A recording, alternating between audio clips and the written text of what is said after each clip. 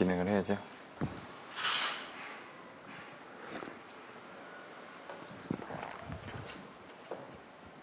예. 안녕하십니까. 5월 19일 수업을 시작하도록 하겠습니다. 오늘은 이제 앞으로 84일 남았습니다. 그리고 이상전압 부분은 중요하기 때문에 여러분들이 좀 많이 살펴보셔야 되고요. 간단하게 오늘 배우실 과정에 대해서 살펴보도록 하겠습니다. 여기 보시면 이제 84일 그리고 9장 이상전압에 대해서 살펴보도록 할 텐데요. 일단 챕터는 6개밖에 되지는 않습니다. 근데 그 전에 말씀드렸던 것처럼 고장전류 계산, 그 다음에 안정도, 이상전압, 보호계정기 쪽 이런 쪽이 이제 가장 시험 빈도가 높은 부분이기 때문에 그런 부분에 대해서 여러분들은 많은 관심을 가지고 좀 시간을 많이 할애하셔야 될 것 같습니다. 바로 이 전 시험 2월 달에 여기서 두 문제가 나왔습니다. 예를 들어 피레기 열폭주 형상에 대해서 질문하는 10점짜리 문제가 하나 나왔었고요. 그 다음에 피레기 쪽에서 변압기 앞에서 이제 부반사가 일어나는 과정에 대해서 설명하시오라는 25점짜리 문제가 나왔습니다. 그래서 그런 부분에 대해서 여러분들이 향후에 또 이상전압에 대한 내용들이 나올 수가 있기 때문에 보다 좀 신경을 두고 살펴보셔야 될 것 같습니다. 먼저 9-1 이상전압의 개요에서는요. 여기 나와 있는 것처럼 이상전압이란 무엇인지, 이상전압에는 어떤 종류가 있는지, 예를 들어 내부 이상전압이 있고 외부 이상전압이 있을 겁니다. 그럼 내부 이상전압의 종류들이 어떻게 되는지, 외부 이상전압의 종류가 어떻게 되는지, 여기서 보시면 이제 개폐서지 등이 있겠죠. 또 개폐서지는 개방서지하고 투입서지로 나눠지겠죠. 이 내부 이상전압이 발생할 수 있는 조건들이 이제 개통 조작시라든가 조작시 또는 사고시 등에 발생할 수 있다라는 그런 내용들이 또 나올 겁니다. 그리고 외부 이상전압에는 어떤 것이 있냐? 말 그대로 외부기 때문에 이제 직경내, 직접 친내고 유도래, 내운 등에 의해서 뇌가 유도되는 그런 유도래 등이 발생할 겁니다. 그래서 그런 내용들이 뭐고, 이 이상전압을 줄이기 위해서 피레기가 사용되어진다라는 부분들을 이상전압 개요에서 간단하게 설명을 하고 있습니다. 그래서 이 개요 부분들은 여러분들이 정확하게 개념을 가지고 계셔야지만 이제 나오는 이 내부 이상전압에서 설명드렸던 것처럼 이런 내용들이 어떻게 되는지 살펴보게 될 거고요. 내부 이상전압에서는 앞에서 설명한 것 같이 이런 개폐서지에 대한 종류들에 대해서 설명을 하게 됩니다. 그래서 어떤 때 개폐서지가 더 크게 되는지 그런 내용들을 알아볼 수가 있고요. 이 외부 이상전압에서는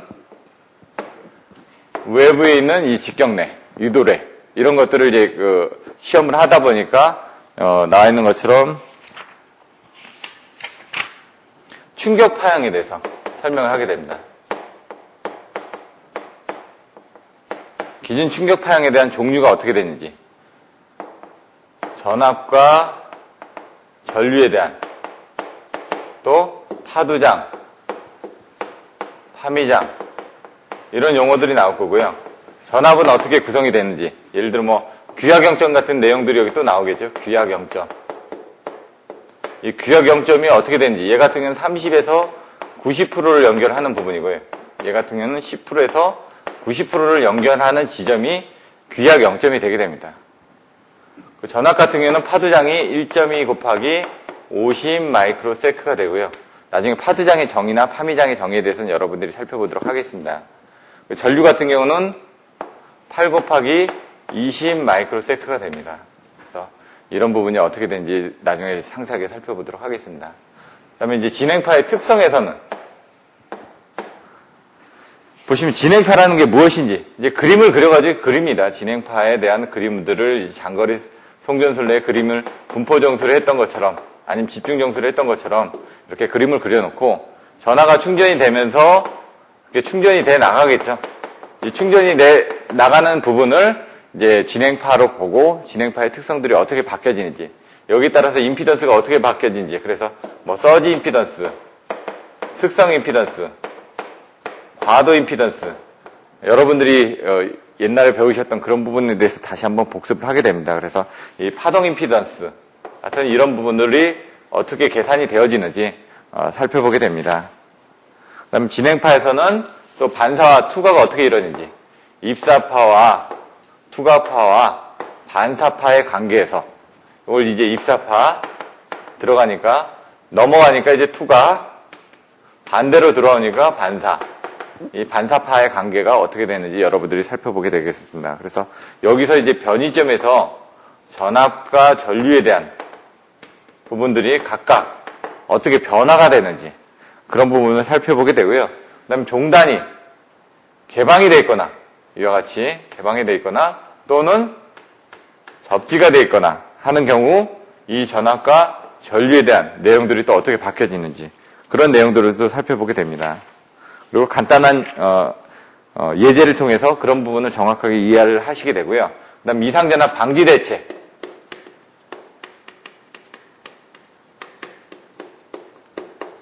지금까지 이상전압에 대한 종류에 대해서 배우셨다면 그 이상전압을 줄이기 위해서 어떤 대책을 세워야 되는지 나오게 됩니다. 그래서 가장 중요한 게 여기 9장에서는 이상전압과 피레기입니다. 이상전압이 무엇이고 그거를 저감하기 위해서 어떤 것들이 필요한지 그 피레기에 대한 내용들을 여기서 살펴보게 됩니다. 피레기는 많이 사용을 하고 또 문제가 많이 되기 때문에 여러분들이 보시게 되는데 여기서는 이 피레기에서 이제 갭 타입에 대한 피레기하고 갭 리스 타입에 대한 피레기 두 종류에 대한 특성들 그런 부분을 보시게 될 거고요. 그 다음에 피레기에 대한 용어들 뭐 충격 방전 개시 전압 이런 용어들이 뭔지 여기 나와 있는 것처럼 또 있는 것들이 상용주파 방전 개시 전압 방전 개시 전압의 종류가 뭔지 이걸 이렇게 나누면은 이게 이제 충격비가 됩니다. 충격비가 커야 되는지 작아야 되는지 이런 부분에 대해서 배우실 텐데 이제 충격비는 작아야 됩니다. 예를 들어 외래가 이렇게 치고 들어온다. 그러면은 이게 너무 크니까 큰 전압이 들어오기 전에 빨리 방전을 시켜줘야 되겠죠. 그래서 그 부분을 어느 정도 작은 상태에서 방전시키게 되는 이때 방전을 하게 되는 전압이 요게 이제 파고값이라고 그러면 요때 방전하기 때문에 요때 충격 방전 개시 전압이 이 부분이 되게 됩니다. 상용주파 전압은 요만큼이 되겠죠. 상용주파 전압에서 이런 큰 내가 들어왔을 때 그걸 빨리 방전하기 시작하는 전압이 충격 방전 개시 전압이 되는 거고요. 상용주파 방전 개시 전압은 여기서 오동작하지 않게끔 어느 정도 여유를 주는데 이게 1.5배 정도 여유를 준 거를 상용주파 방전 개시 전압이라고 합니다. 그럼 상용주파에서는 방전을 하지 말아야 되니까 약간의 여유를 줬지만은 이 큰 외부 이상 전압에 대해서는 빨리 방전을 해야 되니까 이 충격 방전 개시 전압은 낮을수록 좋겠죠. 그래서 요 부분과 요 부분의 비율이 작으면 작을수록 유리하기 때문에 기기적인 측면에서 이 기기의 보호 레벨들이 이쪽에 들어가 있겠죠. 그래서 기기가 터지기 전에 물론 이 기기가 보호 레벨이 이 위에 올라갈 수도 있고 이 밑에 올라갈 수도 있지만 충격 방전 개시 전압보다는 높은 데 있어야 된다는 얘기죠. 왜냐면 피레기에서 방전하는 부분보다는 접지 저항이라든가 이런 부분까지 다 포함을 해가지고 그래서 그런 부분에 대해서 배우게 되고요. 그 피레기에서 나오는 또 다른 용어들이 이제 제한전압. 피레기가 방전했을 때 피레기 단자가 안에 남게 되는 제한전압에 대한 용어가 뭔지 그리고 피레기에 대한 방전 내량이 어떻게 되는지 또 피레기에 대한 계산을 했을 때 피레기로 인해 가지고 얼마나 전이가 저감이 될 수가 있는지 그런 내용들을 또 볼 수가 있습니다. 그래서 피레기 제한전압을 직접 계산해 보고요. 이런 부분은 여 앞에서 배우셨던 입사파, 반사파, 투과파 부분을 가지고 다시 또 계산을 해내실 수도 있습니다. 기본적인 개념은 똑같은데 피레기로 인해서 전류가 방전이 되다 보니까 방전 전류로 인해서 전압 강화가 생기겠죠. 그래서 전압 강화에서 발생되는 제한전압이 어떻게 되는지 그런 내용들을 살펴보게 됩니다. 그다음 속류라는 용어가 또 나옵니다. 방전이 될 때 이제 전류가 이제 타고 나서 남는 이 부분을 속류라고 얘기하는데 이 속류가 없도록 이 속류에 대한 부분들은 여러분들이 갭 타입이나 갭 리스 타입의 피레기에서 여러분들이 쉽게 또 알아보실 수가 있습니다. 그 외에 이제 피레기의 종류에 따라서 구비 조건들이 어떻게 되는지 이제 이따가 할 때는 충제, 상속, 내로 말씀을 드릴 겁니다. 그럼 여기서 배웠던 충격파 방정 개시 전압이 어떻게 된다고요? 이 들어오는 전압보다 훨씬 낮으면 좋다는 얘기죠. 충격 방정 개시 전압이 낮을 것. 그리고 제한 전압. 여기서 이제 그 충격 방정 개시 전압에서 단자 전압 강화가 일어나는 부분이 제한 전압이라고 그랬죠. 피레기에서. 제한 전압도 낮을 것. 그 다음에 상형주파 방정 개시 전압은 요거보단 높아야 되겠죠. 그래서 상형주파 방정 개시 전압은 높을 것. 속류 차단 능력이 높을 것. 내구성이 있을 것. 내구성이 클 것. 뭐 이런 식으로 해가지고 여러분들 외우실 때 책에서는 이 내용들이 좀 순서적으로 틀려지지만 여러분들이 작은 것들, 높은 것들 이렇게 나눠가지고 키워드를 통해가지고 충제, 상속, 내와 같이 키워드를 통해서 여러분들이 알고 있는 내용들을 써주시면은 되게끔 이렇게 구비 조건에 대해서도 여러분들이 또 배우시게 됩니다. 그리고 피레기 특성에서 갬리스 타입과 개 타입에 대한 요소별 특징에 대해서 또 설명하고요. 그다음 피레기의 설치 장소. 이따 다시 또 복습을 하겠지만은 피레기가 책에서는 이렇게 나와 있습니다. 이제 변압기가 이렇게 있고 변압기 앞에 이제 피레기가 이렇게 달려 있죠. 외부에서 이상전압이 이렇게 치고 들어온다. 그럼 치고 들어왔다가 여기서 변이점이 되니까 또 입사파 반사파를 되겠지만 이렇게 투과된 부분이 이쪽으로 넘어가겠죠. 그럼 변압기 앞에서 또 임피던스가 변이점이 되니까 이와 같이 이렇게 치고 들어왔다. 그럼 다시 또 반사가 됐다가 여기 또 변이점이 되니까 얘가 또 반대로 왔다 갔다 합니다. 이런 식으로 해가지고 요 사이에서 변압기하고 피레기 사이에서 이렇게 왕복 진동을 하게 됩니다. 그때 이 전압에 대해서 이 변압기 등이 소선이 될 수가 있기 때문에 이 피레기에 대한 이 위치를 변압기에 최대한 가깝게 설치를 해주셔야지만 됩니다. 그래서 그런 내용들이 예제로서에서 설명이 되어 있습니다. 그래서 예제에서는 30m에 설치했을 때 또 50m에 설치했을 때 이 변압기 양단에 걸리는 전압이 얼마나 변화가 되는지 이런 것들이 예제로 나와 있습니다. 그래서 왜 가깝게 설치를 해야 되는지 여러분들 보실 수가 있고요. 그 부분은 이제 공식으로 이제 나와 있습니다. 페이지 318페이지 보시면은 여기 피레기 양단에 걸리는 단자 전압은 EA 플러스 EA분의 V분의 ES예요. 여기서 들어오는 이 파드 준도에 따라서 그리고 거리에 따라서 이런 부분들이 얼마나 차이가 나는지 아니면 전파 속도에 따라서 얼마나 차이가 나는지. 왜냐하면 속도가 빠르면 그만큼 또 빨리빨리 왕복 진동을 하겠죠. 근데 속도가 느리면 천천히 갈 겁니다. 그래서 그런 속도라든가 아니면 파드 준도라든가 거리에 따라서 얼마가 변화가 되는지 그런 내용들을 또 보실 수가 있습니다. 그 다음에 이제 피레기 정격 전압이 어떻게 되는지.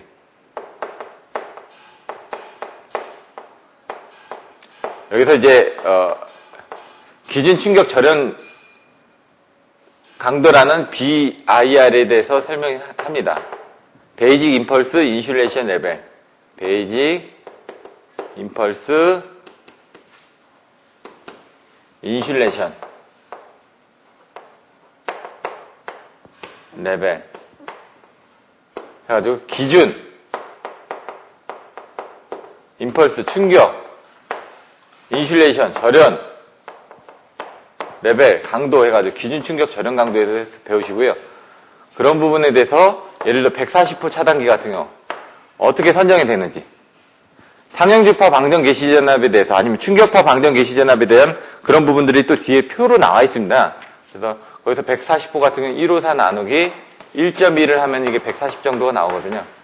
그러면 154급에서 이 부분은 154 곱하기 5 더하기 50은 750kV라고 저번에 제가 설명을 드렸죠. 또 그 다음에 154 곱하기 2 더하기 50은 330인데 이제 325kV짜리 상형주파 방정 개시 전압에 견딜 수 있게끔 돼야 된다고 말씀을 드렸고요. 여기서 이제 피레기 전격 전압에서 나오는 부분이 이제 80% 피레기, 85% 피레기, 115% 피레기 이런 내용들이 나옵니다. 그래서 이것들이 뭘 의미하는지 예제 문제에서 살펴보실 수가 있을 것 같고요. 그 다음에 뇌차폐.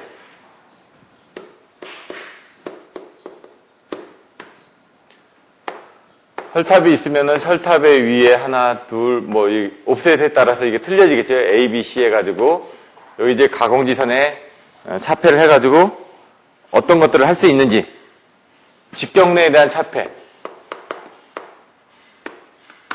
유도례에 대한 차폐, 이런 부분에 대해서 배우시게 됩니다. 용어들이 나오는데 어떤 용어들이 나오냐? 보호율이 나오고 보호효율이 나옵니다. 직경례에 관련된 것은 보호효율이고요. 유도례에 관련된 것들은 보호율이 되게 됩니다. 이것들이 어떻게 차이가 나는지 또 내용들을 살펴보시게 됩니다. 그래서 보호율 같은 경우는 유도례인데 이거는 낮을수록 좋습니다. 그래서 책에서는 50%에 대해서 설명을 하고 있고 낮을수록 좋다. 보호효율은 90%로 책에서는 설명이 되어 있습니다. 이따가 다시 설명을 드리겠지만 얘는 높을수록 좋다. 이런 부분들을 여러분들 비교해서 이해를 하셔야지만 좀 이해하기가 쉽게끔 되어 있습니다.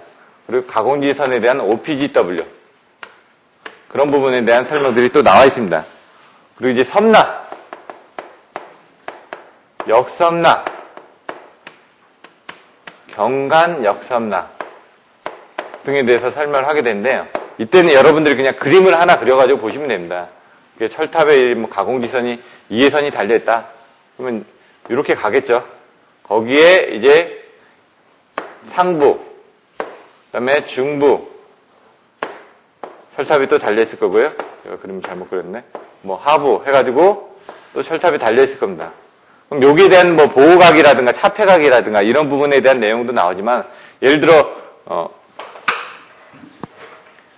직경례가 가공지선에 쳤습니다. 이런 식으로 쳐가지고 여기에 달려있는 애자 등을 통해서 전압이 넘어가면서 이제 플래시 오버를 하는 이런 부분들을 섬락이라고 얘기를 합니다. 왜냐면 애자의 전압이 견딜 수가 없게 되겠죠. 그래서 이 부분을 타고 넘어가는 이런 부분을 섬락이라고 하고요. 이게 안 되게끔 하기 위해서 여기 접질하게끔 돼 있죠. 철탑에 접질해가지고 이 전위를 바깥으로 빼주게 되는데 여기서 이제 빠져나가는 이 접지정이 크다 보니까 이쪽으로 빠져나가지 못하고 이쪽으로 분류가 돼가지고 거꾸로 철탑에서 일반 선로 쪽으로 넘어가는 이 부분을 역섬락이라고 합니다. 예를 들어 여기서 이제 쳐가지고 이쪽으로 치든 애자를 통해서 다른 쪽으로 넘어가는 걸 섬락이라고 하고요. 역섬락은 거꾸로 가공지선을 통해서 가공지선에서 일반 전력선으로 치고 넘어가는 것을 역섬락이라고 하고요. 섬락은 뭐 여기서 이제 전력선에서든 전력선에서 애자를 통해서 거꾸로 넘어가는 이 부분을 섬락이라고 하고요. 경간 역섬락 같은 경우는 일반적으로 선과 선 사이도 될 수가 있습니다. 경간이니까. 하지만 가공지선이 있고 그 다음에 전력선이 있으면 가공지선에서 중간점에서 이렇게 내가 쳤는데 이쪽으로 분류가 되고 이쪽으로 분류가 되겠지만 이쪽이 거리가 가깝다 보면은 이쪽으로도 경간으로 인해 가지고 섬락이 일어날 수도 있기 때문에 그때는 이제 경간 역섬락이라고 합니다. 그래서 이따가 다시 한번 또 설명을 드리도록 하겠습니다. 그래서 그런 내용들에 대해서 또 나와 있습니다. 그 다음에 마지막으로 이제 절연협조. 절연협조가 무엇인지 이제 여러분들이 배우시게 되는데요. 여기부터 보시면 이제 아까 설명드렸던 기준 충격 절연 강도. 충격 절연 강도. 1호사 같은 경우는 얼마요? 750kV죠.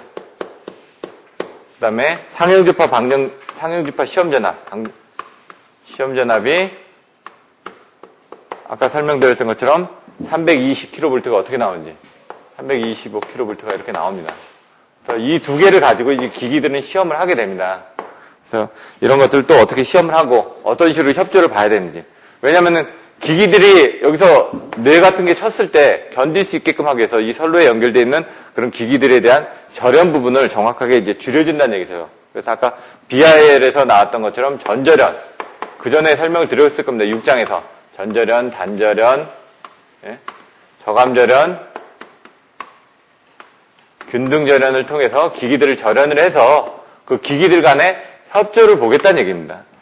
그러면 그 전에 설명드렸던 것처럼 디귿으로 시작한다. 그럼 디귿 같이 보면 되고요. 지읒으로 시작한다. 그럼 지읒 같이 보면 되고.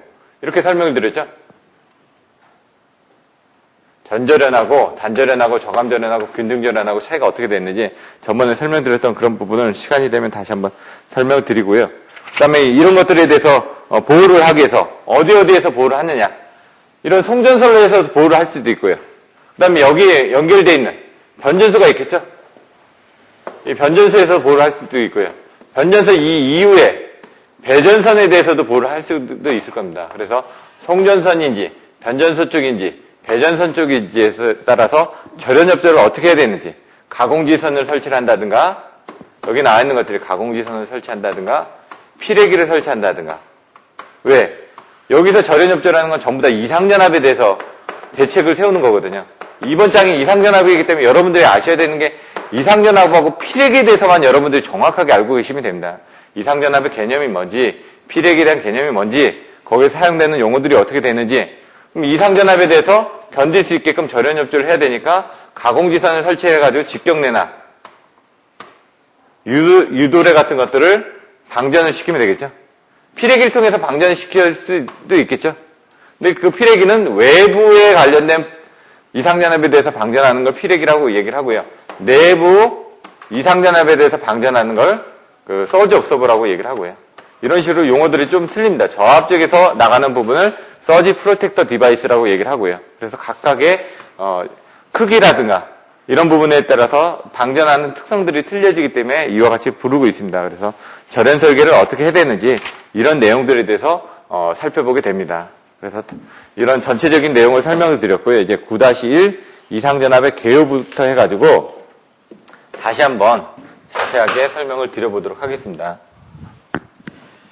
이상전압엔 내부, 외부, 그 다음 내부에 대한 이상전압의 종류가 어떤 것들이 있는지, 그 다음 외부에 대한 이상전압의 종류가 어떻게 되는지, 그 부분을 이상전압의 개요에 대해서 배우시게 된다고 그랬고요. 그 다음 내부 이상전압에 대해서는 개폐서지에서 개방과 투입 시에 발생되는 개폐서지의 종류하고, 그 다음에 제동작용이 있을 때하고 없을 때 그런 차이점, 그리고 충격파형에 대한 종류들에 대해서 이제 여러분들이 살펴보게 되고, 그 다음에 진행파가 어떻게 이루어지는지, 그 다음에 이상전압을 방지하기 위해서 피레기들을 어떻게 사용하는지, 그 다음 피레기에 대한 용어들이 뭐가 있는지, 그리고 피레기에 대한 구비 조건들이 어떻게 되는지, 이런 것들을 그림과 같이 보게 될 거고요. 그 다음에 여기서 이제 이상전압에 대한 진행파의 특성을 봤을 때 입사파, 반사파, 투과파의 관계에서 전압전류 관계는 어떻게 되는지, 그리고 피레기를 설치하는 설치 조건에 따라서 어떻게 단자전압들, 제한전압들이 바뀌어지는지 이런 내용들을 직접 계산해 보게 되고, 피레기의 전격전압과 그 다음에 피레기에 대한 전격전압에 따른 종류들, 그리고 차폐를 어떻게 하게 되는지, 직경내 유도에 따른 뭐 보유율이 어떻게 되는지, 보유율이 어떻게 되는지, 그리고 섬낙, 역섬낙, 경관역섬낙 그런 부분에 대해서 배우시게 되고, 마지막으로 절연협조에 대해서 이렇게 배우시게 됩니다. 그래서 이 부분을 머릿속에 정확하게 담고 여러분들이 좀 수업을 받으시면은 나중에 좀 오래 남을 겁니다. 그래서 이 부분은 중요하기 때문에 꼭 관심을 가지시고, 그 다음에 꼭 복습을 해서 여러분 머릿속에 정확하게 내용을 넣어주시길 바랍니다. 날씨가 많이 더워졌습니다. 그래서 저도 이제 반팔을 입고 왔는데 오늘 뭐 한 25도, 27도까지 올라간다고 그러더라고요. 그래서 공부하시는데 좀 힘들겠지만 또 겨울보다는 낫습니다. 오히려 겨울엔 추워가지고 공부하기가 더 힘들기 때문에 여름에 더울 때는 그냥 공부하시다가 딱 샤워 한번 하고 또 이게 정신 차려서 하시면은 쉽게 하실 수가 있으니까 그렇게 한번 참조를 해서 보시고요. 그 다음에 이상전압의 개요 9-1 이상전압의 개요.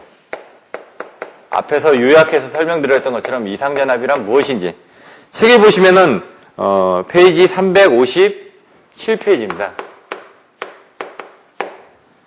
이상전압은 무엇으로 나눠진다? 첫 번째, 송전계통에 나타나는 이상전압은 크게 두 가지로 나눠진대. 첫째는 그 원인이 계통 내부에 있는 경우, 둘째는 그 원인이 외부로부터 주어지는 경우다. 그래서 전자는 뭐라고요? 그러니까 내부 이상전압, 그리고 외부 이상전압이 있다. 내부 이상전압은 계통 조작 시, 차단계 투입이나 개방 시에 나타나는 과도 전압으로서 개폐서지라고 불러진다. 내부 이상전압에 개폐서지가 있다. 근데 뭐라고요? 계통 조작 시에 발생하는 개폐서지가 있다는 얘기죠. 그 다음에 계통 내부의 원인에서 생긴 이상전압을 내부 이상전압 또는 뇌례라고 합니다. 근데 계통의 절연 설계상 중요하며 피레기의 동작 책무를 경감시키는데 효과가 있다라고 되어 있습니다. 근데 후자는 뇌가 송전선 또는 가공지선을 직격할 때 발생하는 이상전압. 그래서 외부 이상전압은 뇌에 관련된 부분이라는 얘기예요. 뇌. 근데 그 뇌에 관련된 부분이 어떻게 나눠지냐? 뇌운 바로 그러니까 이 첫 번째 뇌가 송전선 또는 가공지선을 직격할 때 발생하는 이상전압이 얘가 직격뇌입니다. 뒤에 보시면은. 그리고 뇌운 바로 밑에 있는 송전선에 유도된 구속전화가 뇌운관 또는 뇌운과 대지 간의 방전을 통해 자유전화로 되고 이것이 송전선로를 진행파로 되어서 전파하는 이상전압. 얘가 유도례가 되겠죠. 직격뇌 같은 거 아까 말씀드렸던 것처럼 가공지선에 직접 치는 게 직격뇌고요. 유도례 같은 경우는 철탑이 있으면 철탑 위에 네온이 있습니다. 네온이 있게 되면 네온에 이제 전하들이 생기겠죠. 이렇게 플러스, 마이너스 전하가 생길 텐데, 여기 있는 것처럼, 유도되어 있는 거니까 구속전하가 네온간 또는 네온과 대지 간에, 마이너스 부분이 이렇게 생기면, 요 이유대도 플러스 이렇게 전하들이 생길 거란 얘기죠, 이렇게. 플러스 전하들이. 근데 이 네온이 다른 데로 가게 되면 여기 유도된 부분이 남아있을 거 아닙니까? 그 유도된 부분이 이제 이쪽으로 가거나 해가지고 대지로 이제 방전이 되겠죠. 그때 생기는 이제 유도례 등이 있을 수가 있다는 얘기입니다. 근데 직격뇌는 이제 크기가 크니까 직접 때려지니까 이런 크기가 크니까 문제가 됩니다. 근데 유도례 같은 건 여기서 유도가 되다 보니까 여러분들이 여기서는 가공지선을 사용하는 가장 큰 목적이 이상전압을 제거하는데 주 목적이 있다라고 얘기를 하겠죠. 하지만 전에 배웠을 때 어떻게 됐죠? 정전유도, 전력선과 통신선 사이의 가공지선을 이용해가지고 정전유도를 제거하는데 가공지선을 사용했다는 얘기입니다. 그래서 가공지선을 사용하는 목적들이 여러 가지가 있는데 여기서는 이상전압에 대한 관점이 크기 때문에 그렇게 설명을 하고 있고요. 정전유도에 관련된 부분이 이 유도례하고 같다라고 여러분들이 보시면 되겠습니다. 그때는 이제 통신선이 있었지만 여기는 뇌운이 있다는 얘기죠. 뇌운에서 정전이 된다는 얘기죠. 정전유도가. 그래서 그런 내용들이 있고요. 밑에 보시면 직격뇌는 그 파고값이 매우 높기 때문에 계통절연에 위협을 준다. 말씀드렸던 것처럼 큰 위험을 줄 수가 있습니다. 그렇기 때문에 빨리 대지로 방전하기 위해서 철탑에 대한 접지 저항을 저감해 줄 필요가 있겠죠. 하지만 유도례는 직격뇌에 비해서 그 발생 빈도는 높지만 왜냐하면 비가 많이 오거나 그러면 내운들이 많이 있을 거 아닙니까? 그래서 유도될 수 있는 그런 범위는 많다는 얘기입니다. 근데 하지만 이 부분이 직접적으로 철탑에 칠 수 있는 부분은 작다는 얘기죠. 왜냐하면 피레기 등을 이용해서 아니면은 물론 이제 지점에 따라서 틀려지겠죠. 송전선형 피레기를 설치를 한다든가 여러 가지 부분에 의해서 직접적으로 뇌가 치지 않는 그런 지역들도 많이 있을 거란 얘기입니다. 유도례는 직격뇌에 비해서 그 발생 빈도는 높지만 파고값 자체는 그다지 높지 않기 때문에 110kV 이상의 송전선로에 대해서는 절연상 별 문제가 되지 않는다. 우리나라 송전선로가 다 154kV 이상인데 여기서는 110kV 이상에 대해서는 문제가 되지 않는다라고 얘기를 했습니다. 그렇기 때문에 여러분들이 유도례에 대해서는 그렇게 신경을 쓰지 않으셔도 됩니다. 그래서 여러분들이 여기서는 직격뇌에 대해서 배우시게 될 거고 그 직격뇌를 저감하기 위한 피레기에 대해서 여러분들이 상세하게 또 배우시게 됩니다. 계열 부분을 여러분들이 명확하게 머릿속에 집어넣고 계셔야지만 그 다음에 내부 이상전압, 외부 이상전압 그리고 각각의 항목들에 대해서 더 살펴보실 수가 있는데 여기서는 이상전압에 대한 종류 이런 부분에 대해서 설명을 하고 있습니다. 그래서 내부 이상전압과 외부 이상전압의 종류가 뭔지 간단하게 설명을 했고 그 다음에 내부 이상전압, 외부 이상전압에 대해서 차례차례 깊이 들어가게 됩니다. 358페이지 맨 위에 보시면 이상전압에 대한 종류, 성질을 파악함과 동시에 이들의 이상전압에 대한 절연물의 절연 특성을 조사하고 이상전압의 합리적인 억제 대책과 보호장치의 설치 그리고 경제적이고 종합적인 절연 방식을 결정해야 된다. 결론이 뭐냐? 여기 나왔던 것처럼 이상전압에 대해서 배우게 되고 그 다음에 이상전압을 방지할 수 있는 대책에 대해서 배우게 되고 거기에 따른 절연협조에 대해서 배워야 된다. 그래서 여러분들이 이 장에 대한 키워드는 이상전압과 피레기, 절연협조 이런 부분이 가장 중요한 키워드가 될 거란 얘기입니다. 그래서 이 부분에 대해서 여러분들이 명확하게 알고 계셔야 됩니다. 그래서 본 장에서는 먼저 계통에 나타나는 이상전압에 대해서 설명하고 그 다음에 주요 기기의 절연을 보호하기 위한 목적으로 설치하는 피레기의 동작에 대해서 설명한다. 이상전압과 피레기에 대해서 설명하겠다라고 계획에 나와 있습니다. 맨 마지막에 절연협조 부분이 나와 있고요. 그래서 이 부분에 대해서 살펴보도록 하겠습니다. 내부 이상전압.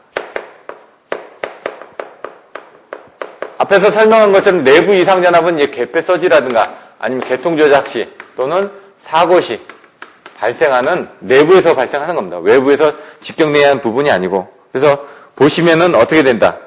송전선의 개폐 조작.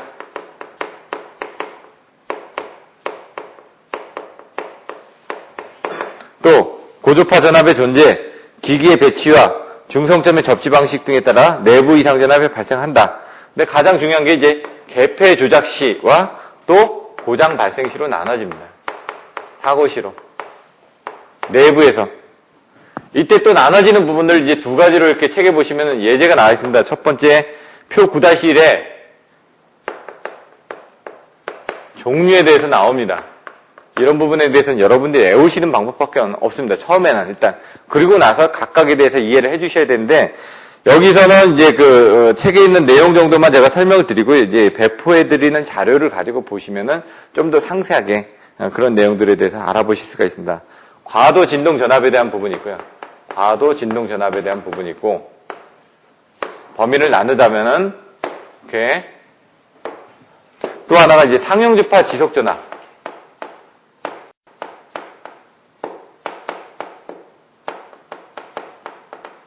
이건 한마디로 이제 상용주파니까 정격전압을 얘기를 하는 겁니다. 정격전압에서 발생할 수 있는 부분. 얘는 과도 진동이니까 진동이 일어나는 과도 상태에서 발생할 수 있는 부분. 그러니까 과도 상태라는 게 어떤 때가 있을 때냐. 여기서 보시면 무부하 선로를 개폐를 할 때 가장 큽니다. 개폐 서지 중에서. 왜 이제 부하시하고 무부하시하고 또는 개할 때냐 폐할 때냐 이런 부분에 대해서 뒤에서 또 설명이 나옵니다. 그 다음에 유도성 소전류 차단 시. 처음에는 이런 부분들이 다 이해가 되지 않다 보니까 여러분들이 외워주셔야 되고요. 그래서 무유변 해가지고 변압기, 삼상 비동기 투입 시.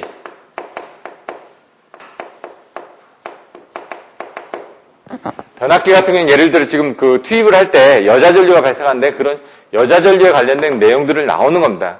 그래서 그때 이제 큰 전류가 나온다는 얘기고요. 전압이나 전류가. 여기서는 보시면 이제 고장 발생 시는 영구제약 시. 사고 시니까 고장 발생이라는 게 사고란 얘기입니다. 사고 시. 그러니까 영구지락 시, 그 다음 충격성 지락 시. 그 다음에 고장 전류의 차단. 고장에 관련된 부분 때 과도 진동 전압이 발생한다. 이런 부분을 보시면 되고요. 상용주파 부분에 대해서는 여러분들이 나중에 이제 개폐 서지에 대해서 설명하시오. 이 개폐 서지에 대한 6가지 부분에 대해서 설명하시오. 그러면 이런 부분보다는 이제 상용주파 지속 전압에 대한 6가지 부분을 더 설명을 하게 됩니다. 이 부분보다는.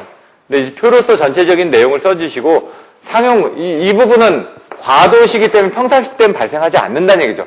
얘는 상용주파니까 평상시 때 발생하기 때문에 이 부분을 여러분들이 더 중요하게 생각을 하시라는 얘기죠. 이건 특이한 지점에서만 발생하는 이런 내용들이니까 이런 종류가 있다라는 정도만 여러분들이 요약해 두시고 그 다음에 간단하게 이런 부분들이 어떻게 되는지 내용들은 뭔지는 이제 메일로 보내드리는 자료로 참조를 하시면 될 것 같고요. 상용주파 지속 전압에 대한 6가지 부분에 대해서는 여러분들이 정확하게 이해를 하고 계셔야 됩니다. 저는 이제 그 전에 외울 때 이제 폐부자 012를 외웠습니다. 폐부자 012. 여기에 대해서 이제 여러분들이 살을 붙이시는데 저는 그냥 이렇게 외웠다는 얘기죠. 그 부분을 다른 식으로 외우셔도 되는데 예를 들어 무부하 송전선. 송전선의 페난티 효과. 페난티 효과가 뭐였죠? 일반적으로 송전선을 보면 전압 강화가 이렇게 생기기 때문에 송전단의 전압, 수전단의 전압 때는 이만큼의 전압 강화 분이 생깁니다. 왜냐면 부하들이 이렇게 부하각이 이렇게 일어났기 때문에. 하지만 이제 송전선로 쪽에 캐피시터 성분이 많다 보니까 이 L 성분에 의한 부분이 아니라 C 성분에 의해서 전류가 이렇게 앞서가게 된다는 얘기죠. 그러면 전압 강화가 이렇게 일어나기 때문에 보시면 이게 뭐라고요? 수전단이 되고 이게 송전단이 되는데 송전단의 전압에 비해서 수전단의 전압이 더 커지게 되는 현상이 생긴다는 얘기죠. 이게 페란티 효과라는 얘기입니다. 무부하 성전선. 왜? 무부하가 되면 어떻게 되죠? C 성분이 많죠? C 성분이 많다 보니까 이런 식으로 올라가게 된다. 이게 이제 그 전에 배웠던 이제 페란티 효과에 관련된 부분입니다. 그러다 보니까 자체적으로 평상시 때도 전압이 생기지 않습니까? 그렇게 무부하라든가 심야 경부하 시에. 그래서 이걸 없애주기 위해서 뭘 썼죠? 우리가 리액터를 달았죠? 그 리액터에 대한 용량이라든가 이런 부분들을 설명을 드렸었고요. 그 다음에 요거는 뭘까요? 수차 발전기 부하 차단. 수차 발전기의 부하 차단 시.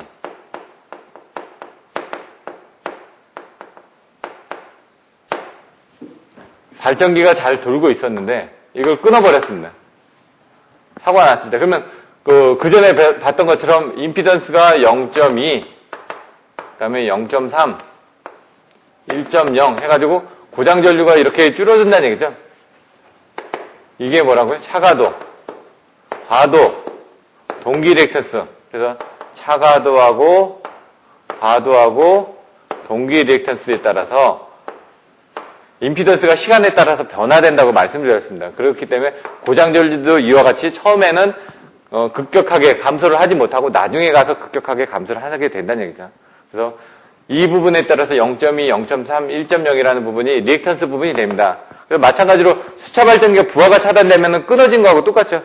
그럼 발전기는 이런 그 임피던스에서 변동을 하게 된다는 얘기죠. 그때 이제 전압 강화들이 생기는데 그때 생기는 이 부분이 예를 들어 뭐 계산을 해보시면은 얘 같은 경우는 1.2 이게 1.13이었나? 1.13이고 이게 1.2고 1.79인가? 이게 1.3이고 1.79인가 그랬을 겁니다. 그래서 여기 부분에 대한 자료들을 저번 시간에도 설명을 드렸습니다. 그래서 한번 살펴보시고 첨가되는 자료를 가지고 보시면 될 것 같습니다. 세 번째 뭐라고요? 자하니까 발전기의 자기여자 현상. 자기여자 현상은 설명드렸었죠? 그 전에 6장에서도. 그래서 송전선에 C 성분이 많음으로 있어서 생기는 부분이 뭐라고요? 페란티 효과하고 발전기 자기여자 현상을 그 전에 배웠습니다. 그래서 그 부분을 여러분들이 살펴보시면 되고 발전기 자기여자 현상에 대해서 부하 이렇게 그림을 두 개가 그렸었죠? 그래가지고 요때 전압 해가지고 이제 요걸 해가지고 그림을 그렸었는데 그 부분을 여러분들도 살펴보시면 됩니다. 그래서 단거리 선로 장거리 선로 때 발생하는 요 전압하고 그러니까 단거리 때는 전압이 요 정도밖에 안 걸리는데 장거리가 되면은 여자가 안 되더라도 이만큼의 전압이 발생된다. 그래서 전압이 크게 발생되기 때문에 발전기가 스스로 자기가 여자되는 현상이 발생된다 해가지고 이 C 부분에 대해서 문제가 되기 때문에 어떻게 해야 된다. 뭐 브레이킹 레지스터를 달든 아니면 리액터를 달든 뭐 여러 가지 C 성분이니까 L 성분으로 없애지는 그런 내용들에 대해서 배웠습니다. 그래서 여러분들이 그런 부분에 대해서 좀 더 알아보셔야 될 것 같고요. 그 다음에 여기서는 이제 공진이 되겠죠. 그래서 기본파 공진.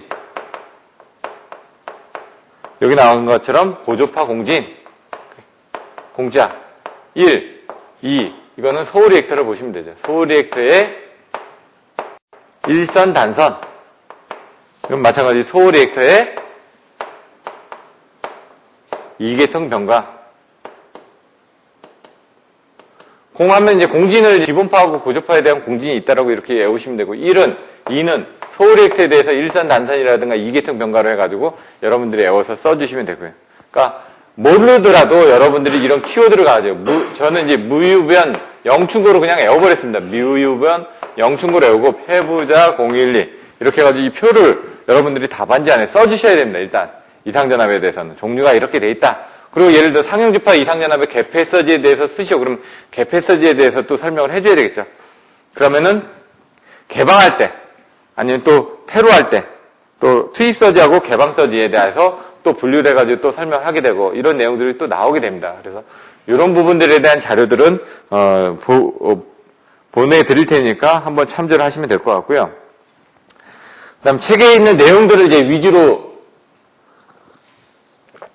설명을 드립니다. 왜냐하면 여러분들은 기본 과정이기 때문에 최소한은 책에 있는 내용이 뭔지는 여러분들이 정확하게 이해를 하고 계셔야지만 나중에 이런 그 상세한 자료를 보고 이해하는 데 도움이 되기 때문에 최대한 책에 있는 내용들을 설명을 드리도록 하겠습니다. 여기 보시면 또 내용이 나온다. 이들은 타형상 주로 상용주파수 및 그 배수주파로 지속적인 것과 수천 사이클로부터 수만 사이클에 이른 과도 진동 파형의 것으로 분류된다. 이게 지금 파형상으로 분류를 했을 때 얘가 뭐라고요? 상용주파수에 관련된 부분. 얘는 뭐라고요? 수천 사이클과 수만 사이클에 있는 과도 진동 파형이라는 걸 설명이 되어 있습니다. 그래서 첫 번째 발생 원인은 정상 조작 시 뭐라고요? 개폐 조작이니까 얘는 정상 조작 시가 되겠죠. 정상 조작 시. 그리고 개통 조작 시, 정상 운전 상태에서 개통 조작 시 발생하는 것과 지락, 단락 등의 고장 시에 발생하는 것으로 나눠진다. 이렇게 지금 설명이 되어 있습니다. 그래서 여러분들이 잘 모르실 때는 책에 있는 내용을 한번 정독을 해보시면은 지금 설명드렸던 내용들을 조금 더 다시 한번 이해를 하실 수가 있습니다. 그리고 이상전압에 대한 크기는 대지 상전압 카고값에 대한 배수로 나타내고 있다. 359페이지 메뉴 보시면 이렇게 나와 있습니다. 그래서 이상전압에 대한 크기를 나타내고 있는데요.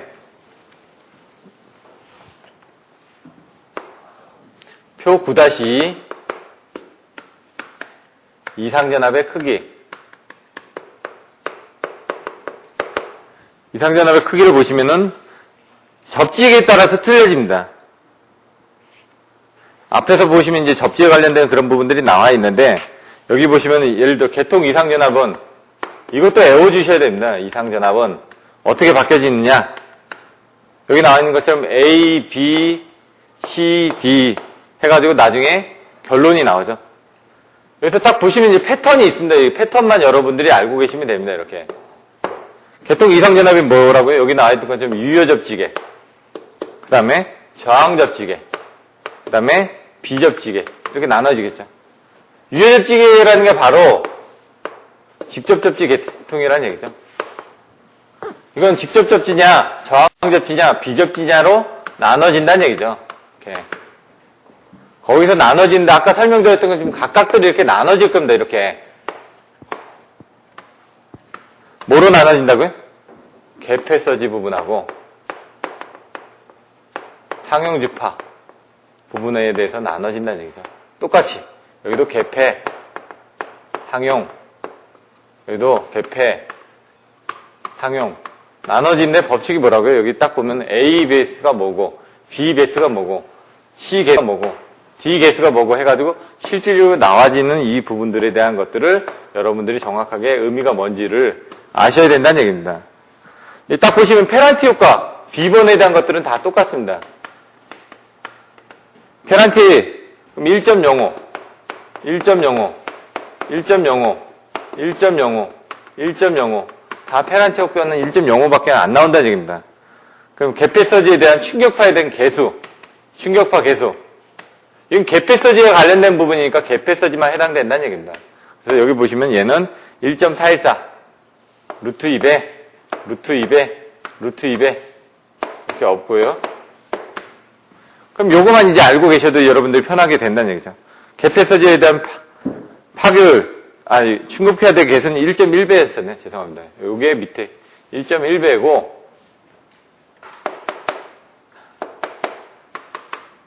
그 다음에 이제 파고율이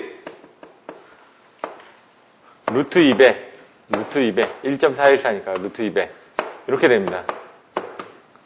그 상용주파 때는 그렇게 큰 부분이 안 나온다는 얘기입니다. 근데 이제 상용주파에서 이제 틀려지는 부분이 뭐냐면 이 접지에 따라서 상용주파에 대한 배수가 틀려집니다. 그 배수 부분을 보면은 얘는 일선지락시 이상전압에 대한 그 부분이 얘는 1.3배까지 올라갑니다. 얘는 1.82배까지 올라갑니다. 얘도 1.82배까지 올라갑니다. 대략적으로. 루트 3배가 넘는 부분까지. 그래서 그런 부분을 여러분들이 알고 계시면 되고요. 그래서 그때 이 값들이 조금씩 차이가 난다. 나머지 변수는 없으니까 다 똑같으니까. 얘 부분이 보면은 얘는 1.365. 전체적으로 상용주파 때는 얘가 다 계산을 해봤자 1.3배밖에는 이상전압이 크지가 않다는 얘기입니다. 그래서 여기 보시면 상용주파 때는 얘는 1.9배, 얘는 1.9배. 그래서 유효접지를 쓰는 게 가장 좋은 게 상용주파 때 이상전압이 크지가 않기 때문에 유효접지를 쓰는 부분이 가장 유리하다는 걸 여기서도 여러분들이 아실 수가 있고요. 여기서는 또 다르게 보면 이제 갭 뺐어질 때 이 배율이 틀려집니다. 요때. 요 배율이. 뭐냐? 이상전압에 대한 대지전압에 대한 대지 최대전압에 대한 배수. 최대전압 배수. 얼마나 커질 수 있느냐. 여기 보면 얘는 유효접지기에서는 2.8배 정도 커질 수가 있다. 저항접지기에서는 3.3배 정도 커질 수가 있다. 비접지기에서는 4.0배 정도가 커질 수가 있다. 그럼 나중에 보시면 얘가 4, 5, 6 정도로 나옵니다. 4, 5, 6 정도로. 배수가. 근데 정확하게 따지면 얘는 4.57이고 얘는 5점이니까 5.39고 얘는 6이니까 6.53이고요. 딱 보시면 얘는 4.5 정도로 딱 보시면 되고요. 4.5, 얘는 5.4, 얘는 6.5 이런 식으로 여러분들 외우셔도 됩니다. 9, 11 뭐 이런 식으로 합을 해가지고 외우셔도 되고 아니면은 이렇게 외우셔야죠. 4 다음에 5 나왔으니까 5 나오면 다시 4 나오고 6 다음에 5 나오고 이런 식으로 이제 순서를 외우시든가 아니면 이런 것들은 그냥 무작정 여러분들이 요 2.8, 3.3, 4.0만 아시면 나머지 이 값들은 다 똑같기 때문에 이걸 그 계산기로 계산하셔도 되고요. 2, 3, 4라는 건 아는데 2.8, 3.3, 4.0은 외워주셔야죠. 이렇게 이제 여러분들이 외워주셔야 됩니다. 이런 것들도 이제 표에 내용을 써주셔야 되고요. 그 다음에 거기에 대한 개폐서지에 대한 종류부들, 그리고 투입서지가 뭔지, 개방서지가 뭔지, 이런 내용들을 설명을 드리고, 그 다음에, 그 무부하 성전설로 차단 시에 이상전압이 어떻게 변화가 되는지, 그런 부분에 대해서 알아보도록 하겠습니다. 페이지 359페이지 밑에 보시면요. 송전선로의 개폐 조작에 따른 과도 현상 때문에 발생하는 이상전압을 개폐서지라고 한다라고 되어 있습니다. 개폐서지에는 어떤 종류가 있다? 건전한 선로에서 차단기를 투입하였을 때 일어나는 투입서지, 그 다음에 선로를 차단하였을 때 일어나는 개방서지로 나눠진다. 개폐서지는 투입서지하고 개방서지로 나눠진다. 이렇게 설명이 되어 있습니다.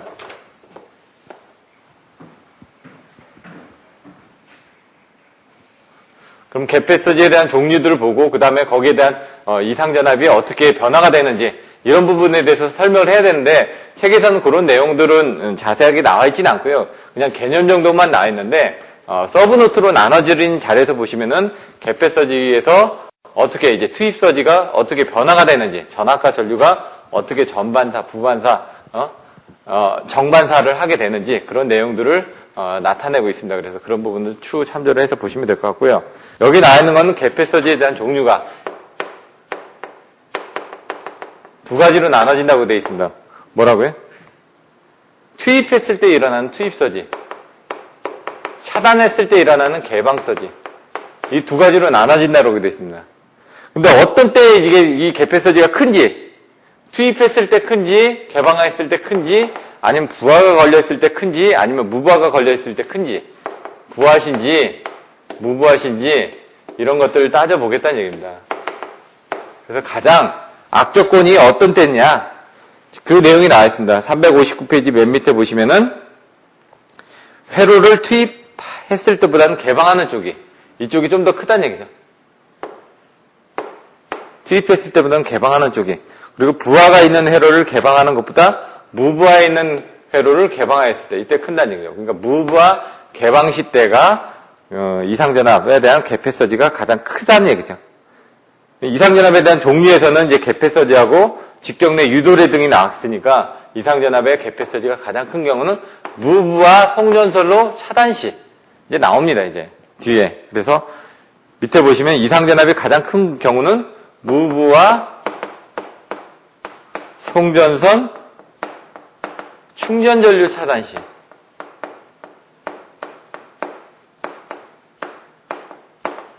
무부하고 차단할 때, 개방을 할 때, 무부하고 개방을 할 때 한다라고 나와 있습니다. 그러면 이제 무부하 개방을 할 때 얼마나 이게 그 전압이 커지는지 그걸 이제 그림을 가지고 설명을 드릴 텐데요.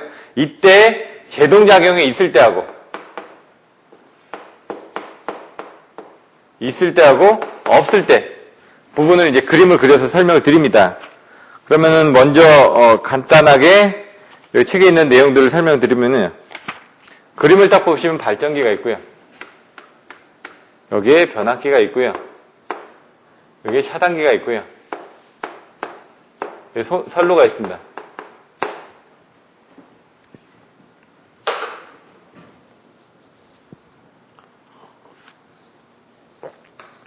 그림을 보시면 두 개로 그려져 있죠.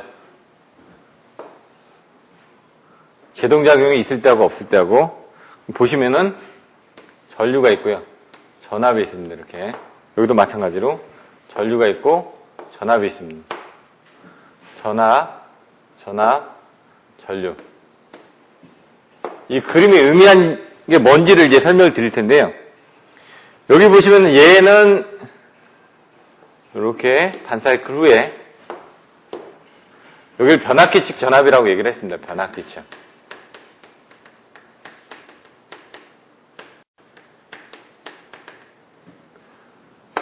발전기에서 발전을 해서 전원을 공급하고 있습니다, 지금. 근데 요거를, 이렇게 되어 있던 개폐기를 이렇게 차단을 한다는 얘기죠, 이렇게. 이렇게 차단을 해서 가고 있다는 얘기입니다, 이렇게.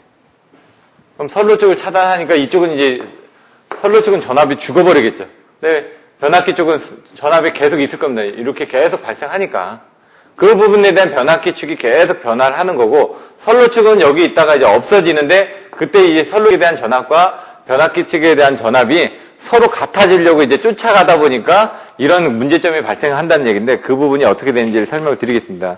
먼저 이제 앞에 359페이지 맨 위에를 보시면 발전기로부터 변압기를 거쳐서 무부하 성전설을 충전하고 있다. 근데 차단기로 이 충전 전류를 이와 같이 차단하였을 때 개통에 나타나는 전압이 이게 개방 서지이다.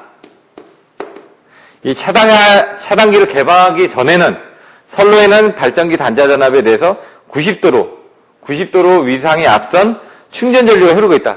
여기 이제 충전 전류, 아까처럼 그냥 부분이 아니라 이런 충전 전류 차단 시에 가장 이상 전압이 크다라고 되어 있으니까 이 충전 전류가 흐르고 있을 때 교류에서는 전류가 0이 되는 순간이 있으므로 이때 차단기를 개방하면은 전극 간의 아크가 소멸돼 충전 전류는 쉽게 차단된다. 그래서 이런 그 전류가 0점인 지점에서 요 지점에서 차단을 시작한다는 얘기입니다. 요 지점에서. 얘도 마찬가지로 똑같겠죠.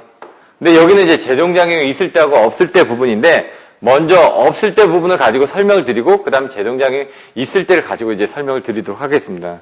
그러면 여러분들이 쉽게 이해를 하시니까. 그럼 여기 보시면은 요때 이제 선로 전압에 대한 부분이 EM이 걸립니다. 양단에 이렇게 EM이 걸려 있다는 얘기입니다. 이렇게. 차단기 양단에 EM이 걸려 있다는 얘기죠. 이렇게. 그런데 보시면은 360페이지 보시면은 충전 전류가 0으로 된 순간, 요 0으로 된 순간에는 여기 때는 EM이 걸려 있는데 만약 전하에 누설이 없다면 선로 측은 EM의 값을 유지하는데 충전하고 있다. 요 때는 이제 선로 측은 요 EM의 값으로 충전을 하고 있다는 얘기입니다. 요 EM의 값으로. 근데 이 차단기 부분은 어떻게 될까요? 이렇게 개방이 됐죠. 개방이 됐다 보니까 얘는 이런 식으로 계속 발전하니까 이 부분을 변압기 측 전압은, 선로 측 전압은 여기에 있습니다, 지금. EM에. 개방이 됐으니까. 근데 얘는 계속 발전을 하고 있으니까 이렇게 발전기 쪽은 계속 이렇게 흘러갈 거 아닙니까, 전압에. 전압에 계속 이렇게 흘러간다는 얘기입니다, 이렇게. 그래서 쭉 가다 보면 반사이클 후에는 마이너스 EM으로 된다는 얘기죠. 여기 마이너스 EM 부분에 전압으로 된다는 얘기죠. 그러면은 이때 차단기의 양극 간에는 얘는 EM이 걸려있는데 플러스 EM이 얘는 마이너스 EM이 걸려있으면 얘 사이에는 처음에 EM이었는데 이 사이에 양단의 전압은 어떻게 되죠? 2배 EM이 되죠? 여기서 보시는 것처럼 선로 측 전압은 여기였었는데 발전기 측 전압은 여기이기 때문에 여기하고 여기 사이에는 어떤 전압이 걸립니까? 2배 EM이 걸리게 되지 않습니까? 마찬가지로 이 양단에도 2배 EM이 걸리게 된다는 얘기입니다, 지금. 근데 이때 차단기 접점이 충분히 열려 있지 않아서 충분히 이렇게 열려있지 않아서, 이게 이렇게 딱 열려있어야 되는데 열려있지 않아가지고, 전극간이 절연이 이 2배 EM에 견디지 못하고, 기계적으로는 떨어져 있습니다. 분명히. 하지만 정기적으로 이 정기적인 절연거리가 충분히 열려있지 않다 보니까 정기적으로 아크 같은 게 생겨가지고 그 부분이 계속 이제 정기적으로 연결이 된다는 얘기입니다. 그럼 절연이 파괴되어 전극간이 다시 아크로 연결되어 버리는데 이걸 재점호라고 얘기를 한다는 얘기입니다. 재점호. 재점호가 열려가지고, 재점호 상태가 돼가지고, 극간 거리는 이제 계속 멀어지지만, 아크가 계속 쫓아간다는 얘기죠. 그럼 정기적으로 계속 연결되어 있으니까 얘는 계속 또 흐르겠죠. 그러다 보니까 이쪽에 있던 선로가 이쪽 선로에 대해서 전압을 맞춰서 쫓아가려고 막 노력한다는 얘기죠. 그러다 보니까 여기 선로 측 전압은 어떻게 된다고요? 선로 측 전압을 파란색으로 하게 되면은 선로 측 전압은 여기에 걸려 있는데 발전기 측 전압은 이렇게 내려가 있다는 얘기입니다. 지금 이렇게 요 지점. 그럼 얘하고 이 2배만큼 차이가 나 있으니까 2배만큼 전압을 빨리 틔우기 위해서 또 간다는 얘기죠. 2배만큼 얘가 빨리 올라가줘야 되겠죠. 거꾸로 오니까 선로 측 전압이 얘까지 빨리 내려가줘야 된다는 얘기죠. 요 2배 전압까지 쫓아가야 되니까. 왜냐면 여기 때는 이게 정기적으로 연결되어 있다 보니까 얘하고 지금 틀린 부분이라는 얘기죠. 얘는 플러스 EM이고 얘는 마이너스 EM인데 이 아크가 연결되다 보니까 이 플러스 EM이 마이너스 EM으로 되기 위해서 2배의 전압을 빨리 뛰어간다는 얘기입니다. 그러다 보니까 선로 측 전압이 여기 나왔던 것처럼 여기 가 있다가 플러스 EM으로 유지를 하고 있다가 이 마이너스 EM으로 빨리 튀었다는 얘기죠. 튀었는데 튀다 보니까 양극간은 아크로 인해서 전기로 연결된 상태에서 같은 값이 되기 위해서 이제 급변을 하다 보니까 이 부분이 2배가 더 간다는 얘기죠, 이렇게. 그러면 마이너스 EM에서 2배가 더면 이 연결되어 있는 2배 EM만큼이 더 가게 되면 어떻게 될까요? 진동을 하면서. 그럼 얘가 마이너스 3EM이 되겠죠? 그래서 여기 나와 있는 선로 이 전압이 3EM까지 이렇게 갔다는 얘기입니다. 2배를 건너뛰다 보니까 진동을 해가지고 3EM까지 갔다는 얘기입니다. 그럼 또 똑같이 가서 요때의 전압하고 또 반사이클 이후 때는 또 여기하고 여기 전압 차이가 어떻게 되냐? 그럼 여기는 EM이 돼 있고요. 여기는 마이너스 3EM이 돼 있으니까 여기하고 여기 사이는 3배다고 1이니까 4배 전압이 또 걸리겠죠? 4배 전압이 걸리니까 여기서 4배 전압이 또 올라갑니다. 그럼 EM에 대해서 4배 전압이 올라가면 여기는 5EM이 되겠지? 또 다음에 요 사이클 때에서는 또 이렇게 가게 되면 여기 지금 어떻게 돼 있죠? 마이너스 EM인데 요 5EM이니까 6배가 1 플러스 5 해가지고 6배가 더 내려가겠죠? 그럼 1에서 6배가 더 내려가면 얘는 마이너스 7EM이 되겠죠? 이런 식으로 3, 5, 7, 9 이런 식으로 계속 제동이 없었을 때는 증가돼서 나간다는 얘기입니다. 무제동에서는. 무제동에서는 이렇게 이상전압이 증가가 된다는 얘기고요. 근데 실질적으로는 여기는 제동 현상을 일으키는 코로나라든가 이런 부분이 있다는 얘기입니다. 그 내용들이 나와 있는데요.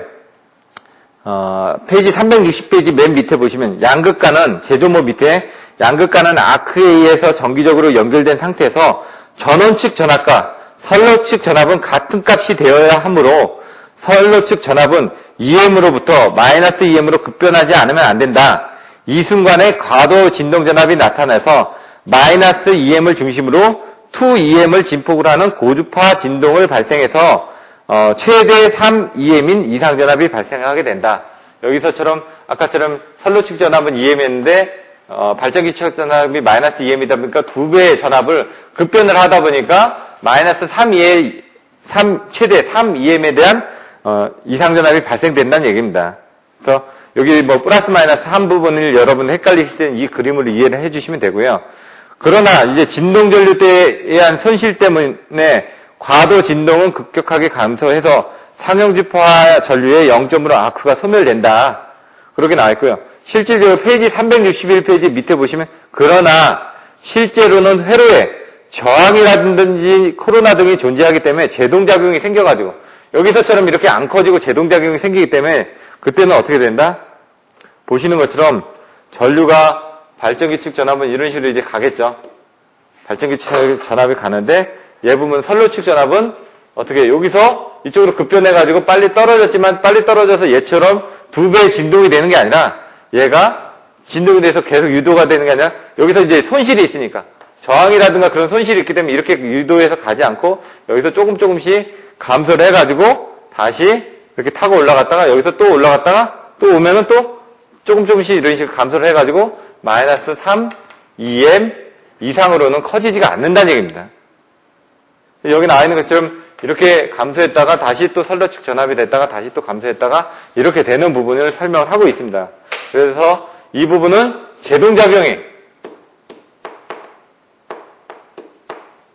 있을 경우, 이건 제동작용이 없을 경우인데 제동작용은 뭐에 의해서 생긴다? 이런 부분들이 책에 나와 있는 것처럼 저항이라든가 토로나 등에 의해서 생긴다.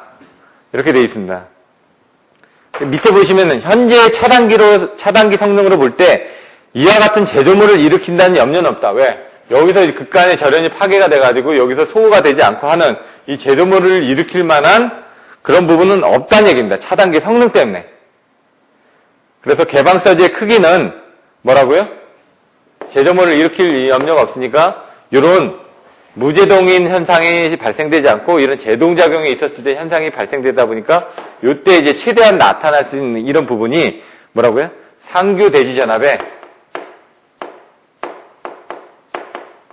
몇 배 정도? 3.5배에서 4배 정도 이렇게 돼 있다. 이 부분이 어디서 나왔었죠? 그 전에 애자에서도 설명이 됐었죠? 애자할 때도 이런 내용들이 나왔었습니다. 그래서 옛날 그 2장의 애자 부분을 볼 때 요 장하고 같은 내용이라고 설명을 한번 드렸었습니다. 그리고 이렇게 하더라도 요 시간들은 어떻게 된다? 요 전류에 대한 전압이라든가 전류에 대한 시간들은 상형주파의 반사이클. 여기 반사이클 동안 잠깐 일어났다가 또 반사이클에서 또 잠깐 일어나지 않습니까? 그때 이렇게 해가지고 요 급변하는 요 반사이클 동안 일어나는 부분들이 보통 수 마이크로 세컨드로 아주 짧은 시간 동안만 일어난다는 얘기입니다. 그래서 내부 이상 전압은 이와 같이 크게 문제가 되지 않느냐. 근데 이제 여러분들이 앞으로 배우게 되시는 외부 이상 전압에 대해서는 큰 문제가 된다는 얘기입니다. 그래서 이 외부 이상 전압 부분에 대해서는 잠깐 쉬었다가 직경 내 유도례 그리고 설명드리고 진행파에 대한 특성들 그리고 그 다음에는 뭐 진행파에 대한 그 전압 전류에 대한 특성들 그리고 피레기에 대해서 설명을 드리도록 하겠습니다. 잠시 쉬었다가 다시 진행하도록 하겠습니다.